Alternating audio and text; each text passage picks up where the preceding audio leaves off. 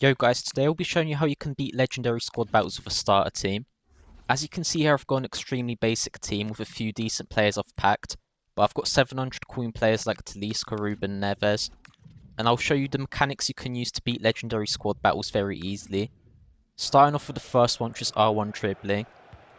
Here you can see I get the ball with Ruben Neves, R1 dribble around the AI defenders and shoot far post.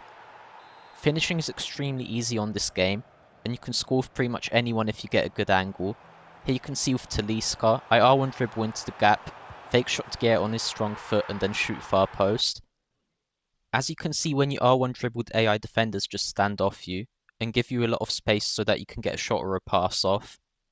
I think R1 dribbling is by far the best mechanic this year when it comes to squad battles, and it's also extremely overpowered online in rivals. As you can see, the AI defenders just let me get a shot off and I score far post. And now the second most important thing, which is not dragging out your defenders. The most effective thing to do when defending is jockeying and using the second man press with R1. If you do that, the AI will eventually just run into you. The most important thing is not breaking your defensive structure. As you can see, the AI will just either pass it into you or run into you if you jockey them with your CDMs and use second man press effectively. And now the third mechanic, which is driven passes. Here you can see I do 2 driven passes, and that's enough for me to be through on the wing with Barcola. And from here all I have to do is an easy cutback and I score. Driven passes are R1X passes, and they are extremely good this year. They're very fast. Like here, one driven pass to your striker like here I do with Barcola, and you're in a ton of space. You can play a 1-2 off your striker and do an easy counter attack. With a few of these R1X passes, you can get the ball from defense to attack in a few seconds, which is what makes them so amazing for counter attacks. And I think it's by far the best way of passing on this game. And now I'll be showing you how you can get the most points possible from a squad battles game. As you can see here, I've got 2.6k points in the game, and I'll show you the highlights from this game now.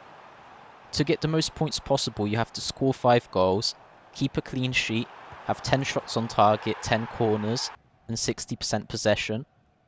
Scoring 5 goals is the most important, you get the most points for goals. And I know keeping a clean sheet is quite hard, so as long as you score 5 goals and you have a lot of possession, you should get a decent amount of points from playing on Legendary, around 2,400 or 2,300.